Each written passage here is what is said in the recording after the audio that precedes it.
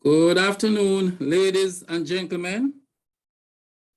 Welcome to our Faculty of Social Sciences Graduate Student Seminar. We popularly call these series Refresher Series. The topic, I am Delroy Shevers, the Associate Dean in the Faculty of Social Sciences.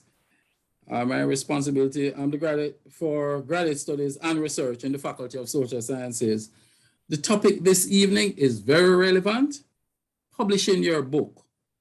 Why, when, and where. Our facilitator is Professor Andrew Spencer. He's no stranger to us. Later, one of our lecturers in the faculty will introduce the facilitator, the presenter.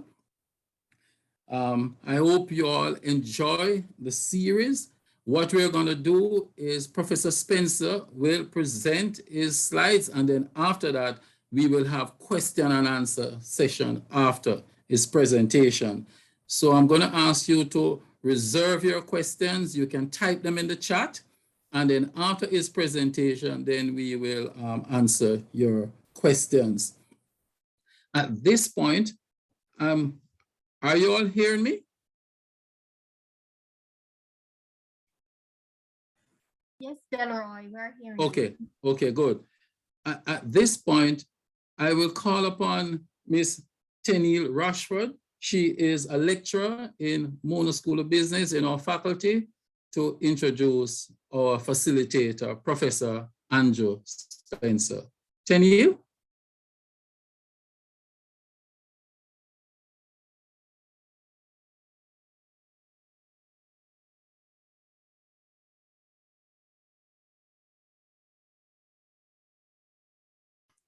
Tenille?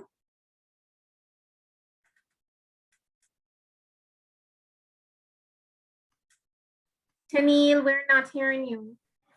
Okay, thank you so much. I have access now. Thank you. Okay. Good afternoon, everyone.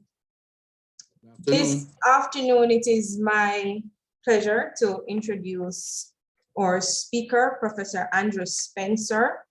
Professor Andrew Spencer is currently Deputy Executive Director of the Mona School of Business and Management at the University of the West Indies, Mona, and was the first to be promoted to the rank of full professor in the substantive field of tourism at the UWI. Most recently, he served for 4 years as the Executive Director of the Tourism Product Development Company Limited, the agency responsible for the maintenance, development, and enhancement of the tourism product in Jamaica, and the largest agency in the Ministry of Tourism. He also served from 2013 to 2017 as the Director of the Center for Hotel and Tourism Management, CHTM, University of the West Indies, Nassau, Bahamas. He is the holder of a BSc and MSc in Tourism Management from the University of the West Indies and was awarded his PhD in Tourism Strategy from Bournemouth University in the UK. His PhD thesis was awarded the Institute for Travel and Tourism, ITT, PhD Student of the Year for 2011-2012 award by the ITT Education and Training Committee in the United Kingdom. His research record demonstrates over 50 scholarly publications, including 3 authored books with top international publishers. Prof. Spencer has consulted extensively with Caribbean nations on issues related to tourism development. He has also chaired and been a member of 12 public boards in Jamaica. At present, he chairs the Governance Committee of the University Council of Jamaica, the University of the Commonwealth Caribbean's Tourism Advisory Board, and the Mona Inn and Conference Center Limited. Professor Spencer, it is our pleasure to have you this afternoon. Over to you, sir. Thank you very much, Tenille. Greetings to everyone. And thanks to Dr. Shevers and the team for the invitation to be here. Those who know Dr. Shevers, you know, if you tell him no once, he's coming back, so you might as well say no and say yes and get it over with, right? So I'm here today to do a presentation which I think is timely. And I know it's timely, not just because the topic is one that means a lot to me, but I know it's timely because I'm seeing a lot of these kinds of presentations happening in all faculties at this time. So that's telling me that there's something that's happening. There's a wave that's coming. And I have to understand my audience today. My audience is, as I understand it, graduate students, right, Dr. Shevers? In the main, and it is a yes, in the main. So we're talking to you about something you already know, and we want to ensure that some of the details and the intricacies are not lost on you. So we're going to be looking generally today at the issue of academic authorship, more specifically academic books, and you would have seen the subtitle, Why, When, and Where. Of course, some very good friends of mine reached out to me and said, ensure you put a little bit of the what in there. So we'll do that. But to give you a little bit of my background, which you would not necessarily have heard in the bio, my own journey as a scholar, and I think that this is something that's going to vary, not just based on discipline, but based on each individual. Even within a discipline, you're going to have a very different journey as a scholar. And my own journey is that some 15 years ago, and I wanted to share this story because I think it sets the tone for what we're going to talk about very briefly. Is that 15 years ago, I made a switch from being an administrator. I was a program coordinator in this same school and made the switch to being a full-time academic without a PhD at the time. And I remember getting my first piece of research accepted at a conference. And it was the biggest thing to me in 2009. I was excited. Would you believe what that thing that was accepted was? It was a poster presentation. For those of us who know what a poster presentation is, it's at the lowest level on the totem pole in terms of conference presentations. And that was the biggest deal to me at the time. Anyway, went on, did doctoral studies, and here we are, 2022. And I share this line for a particular reason. I say that my scholarly works include 3+1 books. And I'm going to get back to that +1 because there's a lesson I want to teach from my +1 experience. All right, so the first thing is, and I think this is something that we can agree with, that across faculties, across academic spaces, I suppose it really comes down to the school or the department in some cases. But in the main, there are some types of outputs that are accepted and that are looked at favorably. So there are conference papers, refereed conference papers in particular, journal articles, which are considered to be the gold standard, book chapters, again, a little bit of fluidity about how book chapters are treated depending on the discipline. And what we're here to talk about today, academic books. There's also some recognition given peripherally to, of course, case study creation. And we have some colleagues in MSBM who are quite fantastic at this, actually. And it is getting more and more credibility in terms of the academic space and rigor. And again, technical reports, I know our colleagues, for example, at Salisis do a lot of these, and there's discussion about how we mainstream and make these more centralized in the journey of the scholar. So let's look at the what, in a sense. Publishing a book. What is this? I mean, most people have this idea that they want to publish a book, and some have a fairly good notion of what this involves, but I wanted to share some general ideas about what has to be present. First of all, it has to be what I call a contiguous set of ideas. They must connect. There must be some fluidity between ideas that are going to come together to be documented in one text. A compendium of your thoughts. I mean, the idea is that we all have varied thoughts, some of them original, some not so original, but there are thoughts anyway. And we may have a different perspective in terms of just how we view a particular phenomenon, which separates our thought process from someone else's. It is how we pull those together in a very concise way without abandoning the necessary detail. So there must be a narrative that's woven from cover to cover, and that's going to be critical. And this is probably one of the challenges why that some of our colleagues have internationally. I have some very good friends overseas who will tell me that they are brilliant at publishing multiple journal articles and they just haven't got the chance to sit down to do the book, because the book actually takes from them a greater deal of thought in terms of how to weave one very consistent theme or set of themes from one end of a book to the next. And so I will say this about a book, and there's a lot of debate about whether you need to publish a book at all in the journey as a scholar. And I see the thought process on this evolving.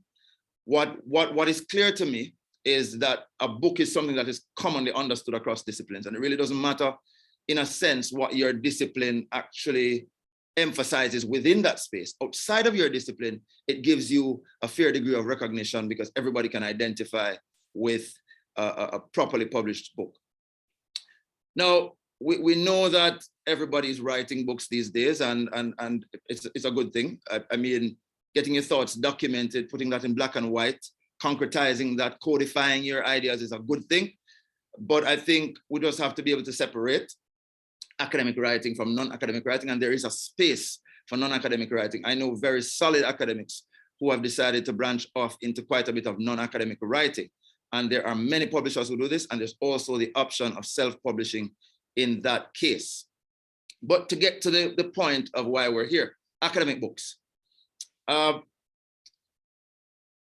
wanted to make the point that in the social sciences, there's a fairly heavy weighting placed on journal article publication.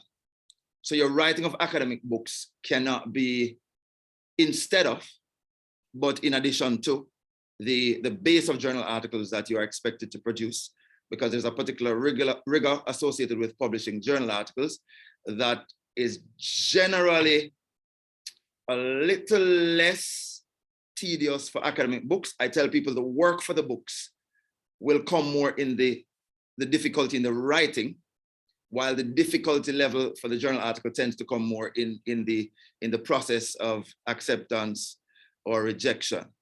But we have to separate two things.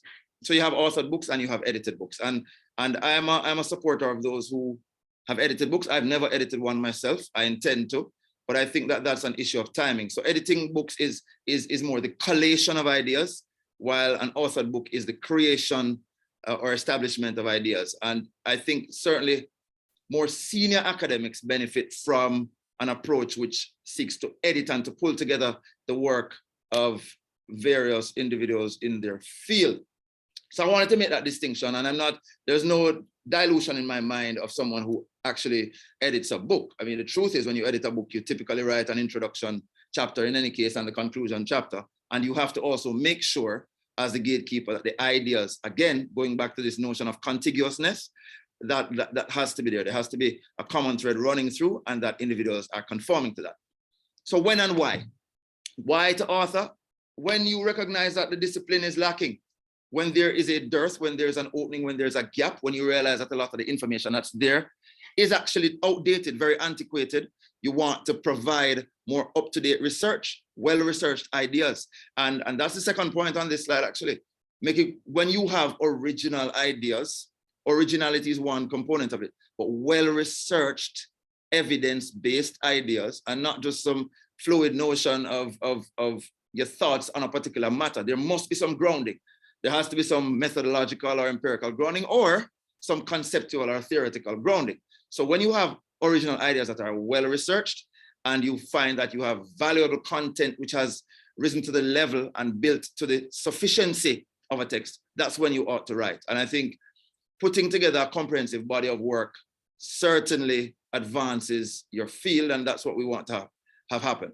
Now, know your discipline and know what kinds of publications work for your career advancement. I made the point before, there are different weightings depending on what your research output is going to be.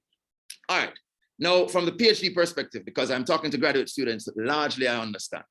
So many dissertations and theses are actually written from very advanced research. In fact, a lot of my research was published. I got 3 journal articles from my PhD thesis, 2 of them before I completed the thesis itself. So again, it's usually from very advanced research, and it's also supposed to be an area that you're passionate about. And so you may very well have sufficient information in your process that could go towards conversion to a book or a journal article or a book chapter.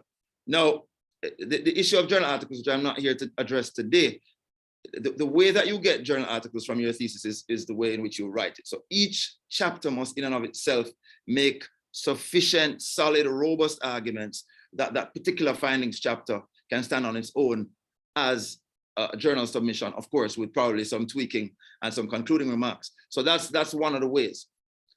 People find it a little easier though to convert their thesis and dissertation into a book, because largely speaking, a thesis or a dissertation is a very voluminous kind of production, which typically is what a book turns out to be.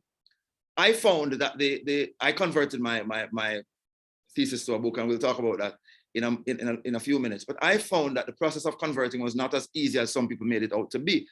For the thesis, I wanted to say everything possible. I left no stone unturned.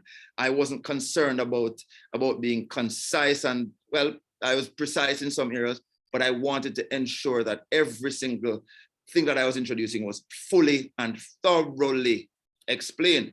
For a book, which you want to be digestible in a sense, sometimes a little bit of the language may need to change because the book has a different audience, a broader audience and a broader appeal than a thesis that's likely to reside in a library at a university. So thinking about that as well, the language may be one of the things you may actually have to do some cutting. You may have to add to some areas in terms of making it more practical, but a PhD thesis to a book is a very good idea. Let's talk a little bit about selecting a publisher for your work though. So it's very important to choose the right publisher. I can't say this enough. I'm going to give you an example soon that's going to demonstrate what choosing the wrong publisher can do. Readers are always going to look at who you publish with. And that's important for academic work. They want to know that the particular publisher has published strong academic work in your field, or published strong academic work generally. The idea that you're choosing a publishing house because it has a name but it doesn't align with your field is something that's a little bit outdated. People are looking for the kinds of publications that are aligned with their field, that have a particular strength in that area. So you're looking for those kinds of publishing houses. Many universities are associated with presses, and the University of West Indies can proudly say that. Tell you more about that in a minute, about the UWI Press, a major contributor to our space. And of course, before you approach a publisher, think about the kinds of things they publish for your subject area. So a publisher may be strong in a particular area and may publish a particular kind of text, but in your area, they may be more limited. Maybe all they do is monographs. They may do research articles, and look at whether that particular publisher accepts PhD conversions. Not all of them do. Continuing with choosing your publisher. So you have to decide, are you going to go with a university press? Are you going to go with a commercial academic press? Most importantly, it must be an academic press for what we're talking about today. You need to look at who your audience is. Your audience is likely to be scholars, academics, and the public. I'll tell you a little bit about how books can transition from our academic space to real industry. And you want to look at the reputation of that particular publisher, as I said before, in your subject area. Now, for the marketing side of things, this is important.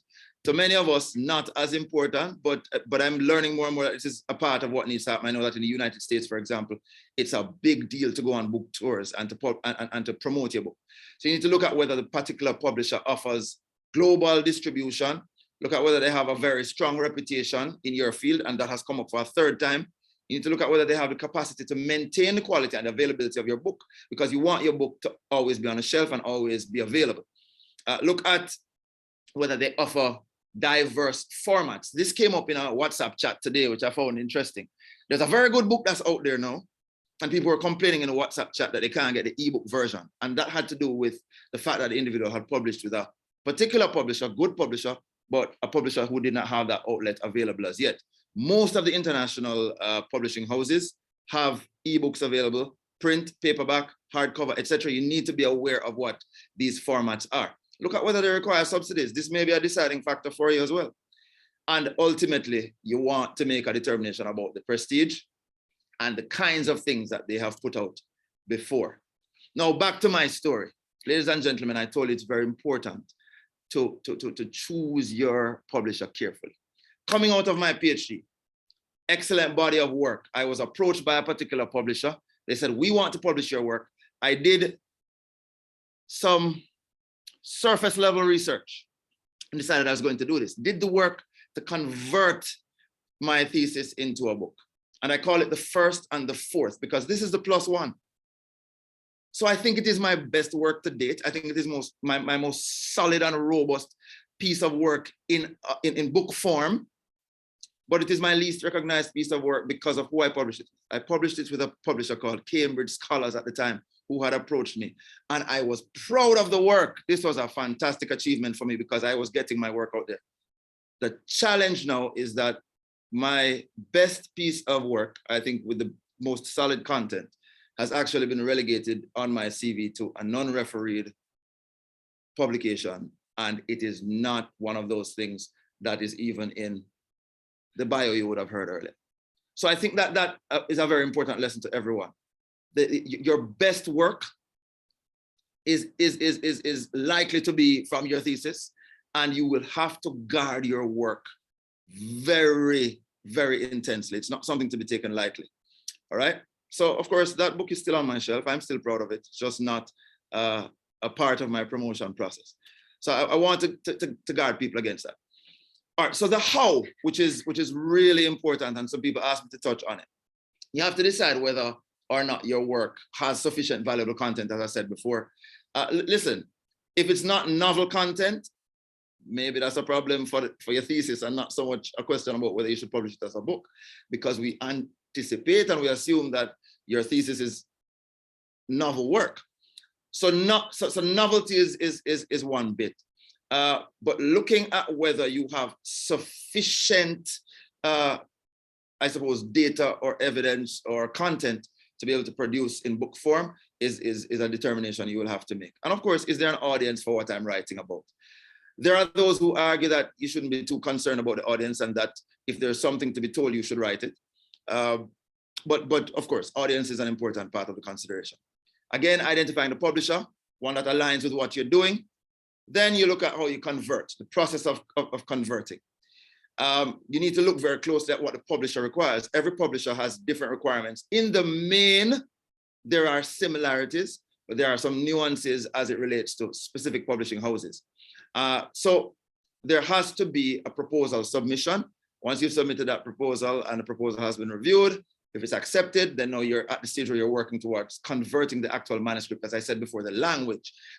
Sometimes the diagrammatic representations may be a little bit too convoluted for what the publisher requires or for what you're trying to achieve with a particular audience. So think about that.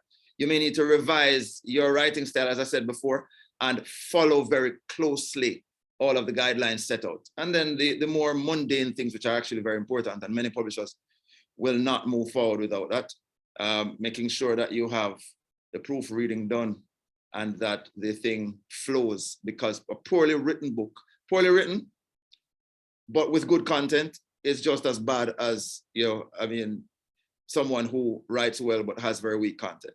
So we pay very close attention to that. And of course, it goes out for peer review, and then you get back all of this feedback and you apply the changes and keep working on your final manuscript for delivery. And again, I said promote your book. I'm not that guy. It took me, friends had to fight me to launch one of my books. And we're saying 4, right? So we're saying 3 + 1. It was the second book that I actually launched, and I haven't launched any of the other 2 after. I'm not a promote your book kind of guy, but I realized the value of it, because that is how you get a lot of what you're talking about into the industry space. For example, all of the book launches I've seen on our campus have invited ministers of government, have invited major industry players. You get your book into their hands, you get your knowledge into their spaces. Over time, this is how you help to transform based on your novel information. So just a few publishers, not exhaustive. Some of the major good ones: Elsevier, Emerald, Routledge, Palgrave. The 3, Emerald, Routledge, Palgrave, I've published with all of those. There's a great UA Press. There's Ian Randall, also local. There's Edward Elgar, making inroads into the space as well. And we're seeing major authors and major scholars publishing with them as well. So I wanted to share 2 examples with you, because Dr. Shevers says I only have, I think he said 20 to 30 minutes. So I'm getting there. I'm giving you 2 examples of how some publishers operate. So Palgrave Macmillan.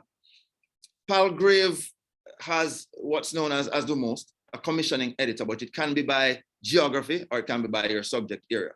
So Palgrave tends to look at it in terms of UK, US, and Asia Pacific, or it can be in any of the disciplines that are outlined here.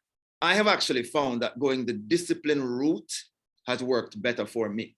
Other colleagues will tell you very differently. I find that when I know the person who deals with my area of study, whether it is business and tourism, I get more traction because that person understands specifically what I am trying to achieve. And they are also very clear with what needs to happen. But also, if you go by geography, think about what happens. If you go the route of geography, the individual is pulling together and harnessing bodies of work in a variety of subject areas for a particular space. They then have to find content experts to decide if this is something that's interesting.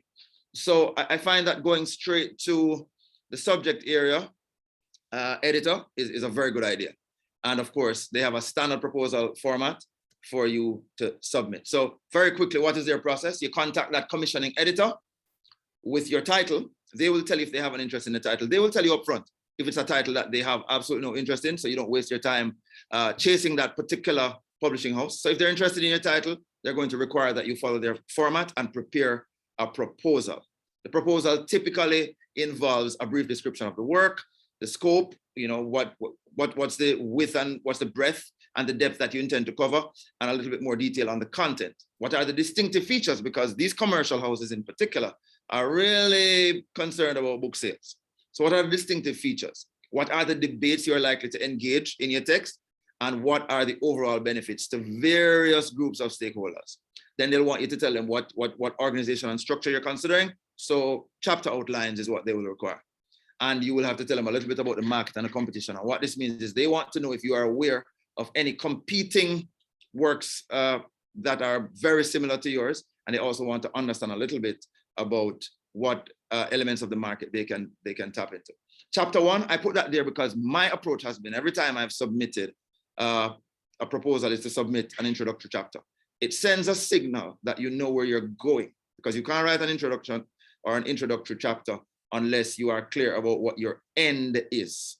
It's kind of like Shonda Rhimes, beginning with the end in mind. So I tend to submit a chapter 1 with a proposal, and it usually receives great favorability when that is done. But that then brings me, as I talk about beginning with the end in mind, to our very good friends, the UWI Press. So I want to just hand over for 5 brief minutes to Nadine Buckland, who is the acting general manager of our noted UWI Press, to share a few thoughts with us about the UWI Press process. Over to you, Nadine.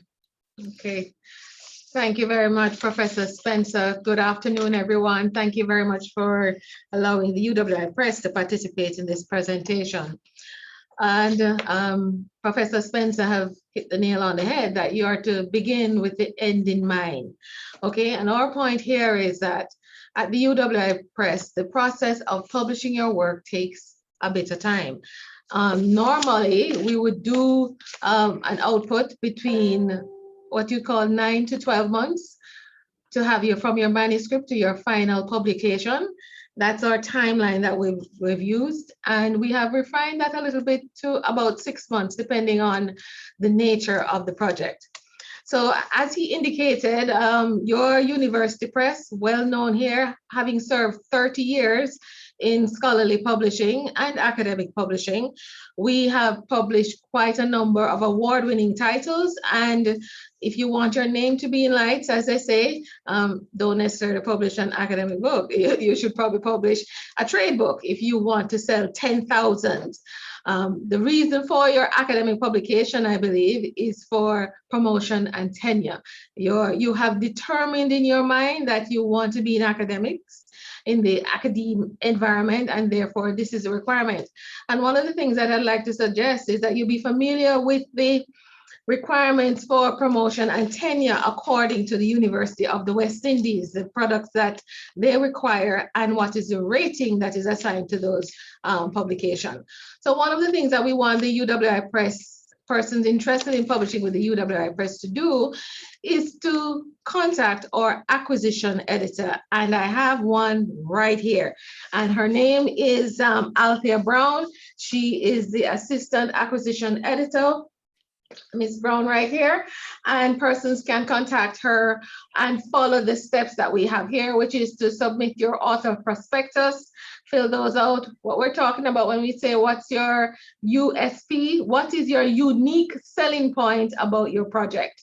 And of course, we need your marketing questionnaire to ensure that we're able to market your books globally. And the UWI Press is an international publisher, and we encourage our team members within the university to ensure that when you are publishing internationally, which we know you are required to do, is also to engage the UWI Press. So one of the things that we can do is we ensure that your book is accessible at a reasonable price within the region.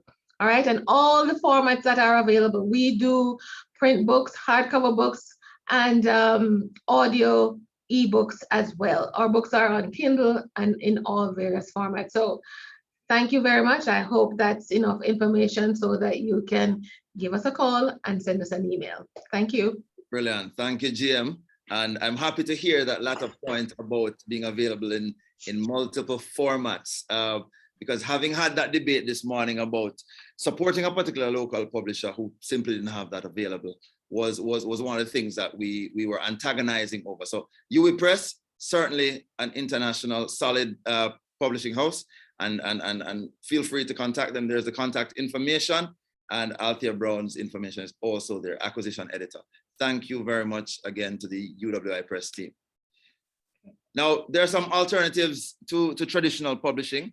Open access is not a bad word. I know in the academe, we've grown to walk as far as we can from open access, but many of the major publishers actually have an open access option as well. Just ensure that everything is above board in terms of the integrity of the process, and that you're not paying to publish is only acceptable in some fields. And you ought to be aware that in most of the fields, certainly in the social sciences, for most of our fields, that's not acceptable.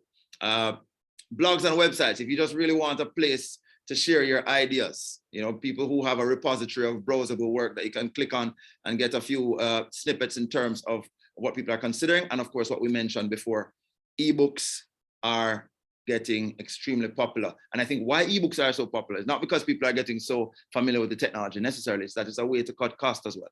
You don't have that delivery charge that comes from Amazon and everyone else when you're doing an ebook. So I think a lot of people are gravitating towards that for that very reason. What are the benefits? Of course, your professional advancement, which is what Ms. Buckland shared with you just now. You increase your authority and your reputation in a field when you have that compendium or that singular united piece of work that weaves together the essence of what you can produce as a scholar. It enhances diversity, of course, in terms of the quality of what's out there. You're adding to the body of work. But I think this is important. You get some opportunities to share your own perspective on certain issues or challenges on particular topics in your field, a certain freedom that may not be allowed in a journal. So that's why I keep saying it allows for this particular freedom, because you're presenting evidence, you're presenting theoretical discussions, you're presenting solidly researched ideas, but it allows for you to weave into that your own perspective, your own philosophical position, your own ideological position with reason and with sufficient justification. So of course, I mentioned that it improves your credibility outside of academia. I find that the CEOs of organizations are less inclined to be in the journal space, but if you hand them a book, they may be able to read a bit of it and benefit from it. Books are relatable, generally speaking. And that is why you have a book launch. I've never heard anybody talk about launching a journal article. You have a book launch. It gives you an opportunity to share some insights from the book. In fact, there's usually an overview of the book that's given, and it teases people to buy the book. It whets their appetite. It gets them to draw a little bit closer to the purchase. And so the idea is that you are able to transcend the academic space, even though, as Nadine rightly says, it's not for the glam and the glitter when you write academically. It's largely for your professional advancement. However, you have an opportunity through a very well-written book to be able to cross some boundaries and to break down some barriers. And finally, I agree with Toni Morrison. If there's a book you want to read and it hasn't yet been written, you must write it. So that's my advice to you. If you have sufficient valuable information and ideas that you think is worthy of being published, you should start. The key is starting. And so Dr. Shevers, I think this is a good point for us to go into question and answer. Thank you. Thank you very much, Professor Spencer. Now I invite the questions. I might not be able to see your raised hand, so you can go ahead and ask a question. So we're in the question and answer section now. Well, in the absence of a question, Dr. Shevers, I accept the compliment from Chevonice saying I'm looking good. Thank you, Chevonice. Good, good. Okay. Wait. Okay. You did so. All right. So I'm seeing, right. So I'm seeing there's a question. It's not in the form of a question, but I think Natalie Dietrich Jones is saying maybe some guidance on timelines for writing. Very, very, very, very, very important. And also how to make space for writing. So I find, and as I talk to, graduate students, but also colleagues, the challenge with writing a book is that it does take a considerable amount of your time. It requires dedicated blocks of time. Many times we don't have the dedicated blocks of time because of significant administrative work. We have lots of teaching. We are busy trying to do other things that keep the university space going. And because it is the thing that is relatively voluntary, I mean, you can't avoid all the teaching, you can't avoid all the other things. It tends to get shelved. And I think it's important that academics carve out space, dedicated time for research in every week. The challenge is when you don't do that, is that you end up, weeks become months, months become years, and you're struggling, you're trying to get one single summer, you finally apply for sabbatical. By the time you get there, you find that you're way behind where you want it to be. So some time for writing, and it must be sacred time. I find that this helps a lot. It must be sacred time. Nobody can call me. Not the ED, not the dean, not the principal. That's my writing time. And so you have to treat it with that kind of respect.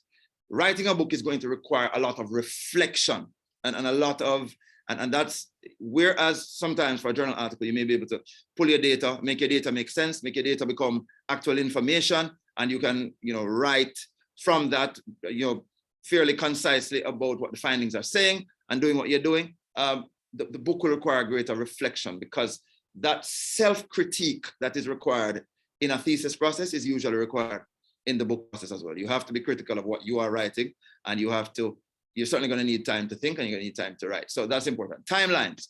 I've always, for example, the one I gave you, so Nadine tells you that UWI Press does 9 months to 12 months. Now, Palgrave is fairly quick. It depends on when you're able to submit your proposal. They usually leave it up to you to suggest in the proposal when is your delivery date. If that doesn't work with them, they'll come back and push a little harder and say, this is a little too far down the road. But you are able to chart the path for yourself. I have found that my process, because I'm a little aggressive generally with everything I do, my process takes about 6 months from the point where I decide I'm actually going to write. That's usually the kind of timeline for me in terms of book production. So I don't know if that helps at all, Natalie.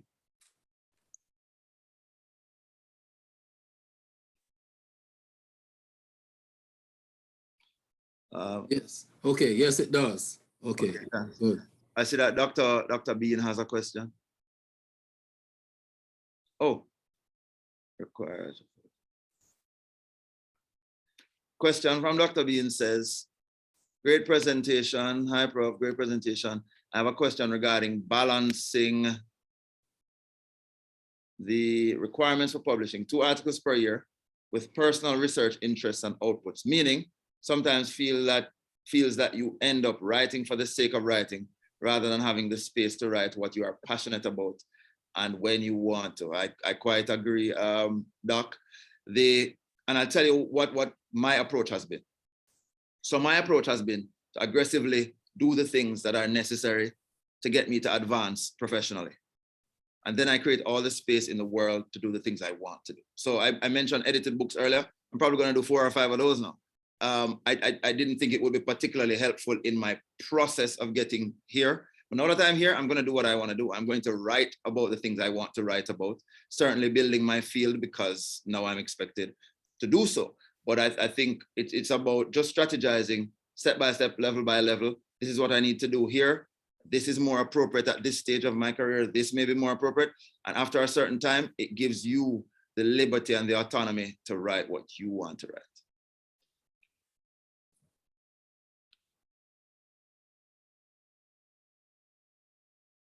Natalie asked how long is the book? It varies. So that's also something that they ask you, Natalie. Nadine, you can jump in if that's the UA Press's stance as well. But for example, I know Emerald. So I wrote a book recently, but it was for a series. And it's actually something I would recommend that academics do. I'm considering doing one of that, is to apply to be a series editor for a major publishing house. And that will allow for a collection of books, not a collection of chapters in one book, but a collection of books from authors and colleagues towards that overarching general theme. So that's one way. In terms of the length of the book, again, it varies. My last book was about 15,000 words. I've had books that are 30,000. It just depends. It depends. Is there a minimum requirement from the University of the West Indies Press, Nadine? Yes, actually, we try to maintain what we call an average 200-page book, which is about, as Ms. Brown would tell me here, about 100,000 words, actually. So that would be the guideline that we try to work. It's at 250 words per page. That will give us somewhere around 200 page months as a finished product. So 100,000 words is our average, and normally our editing and proofreading process refines that so that we come with something very clean and precise. Right.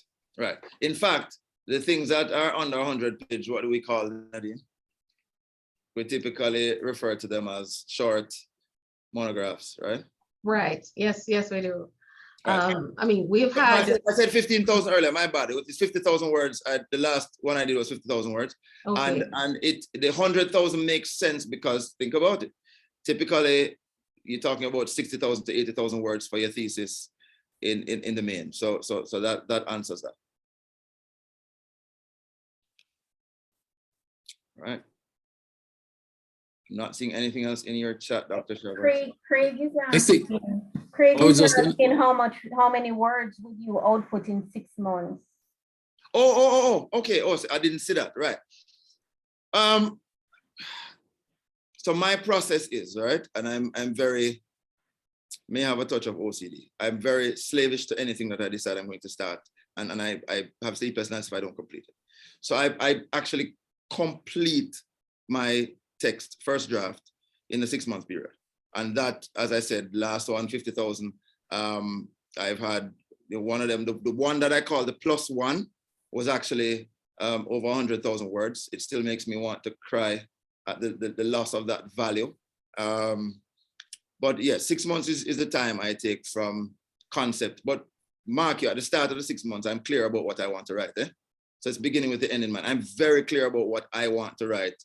And I'm not only clear in terms of what the general line is going to be. I actually know where I'm going, and I know what each chapter will lend to the next chapter, and that's usually so I can produce whatever is required for the book in that time. Are there any costs associated with single author text, and would the publisher cover these? All the publishing houses that I publish with cover the costs. I have never, in fact, they pay me to publish. So there's a, I don't know what you call it, but there's in the agreement, for example, all of the books I've done with both Emerald and with Palgrave, there is an agreement. It's small, but at the end of the process, upon delivery of the book, I think you get something like 1,200 euros or something of the sort. So it's in the reverse. You're the one providing the content. You're enhancing your field. It's usually discouraged that you should undertake the cost for the publishing of your book. Is that the case for you as well, Nadine? Yes, as a university publisher, we underwrite the costs of publishing most publications. However, there are some projects that, based on their uniqueness, may require some additional funding because of lots of color images, charts, graphs, adding audio, sound, or additional features to the work. Right. But in the main, we yes. But in the main, yes. Okay. Thank you. Okay. Are there any other question? Seems like you've done a fantastic job, Prof. Either that or And, I'm bored them to death. and Nadine, okay. So I guess we can wrap up now. Are there, I'm gonna ask again, are there any questions? Okay, all right. Professor Andrew Spencer, thank you very much to be our facilitator in this series. We will be having some more series as we go along, but we must say thanks to you, Professor Spencer. We have seen your wealth of knowledge in this particular area, and you have openly shared all of that with us. And we really appreciate the time that you have taken to be with us and share with us. Also, UWI Press, thank you for being here and being a part of the presentation. Also must say thanks to Kian and Joshua. And most important, we must say thanks to our audience. Thank you all to taking the time out to be with us, to share with us, and to listen to the presentation in which we are looking at publishing your book, why, when, and where. Thank you very much, ladies and gentlemen. I see like you have something to say.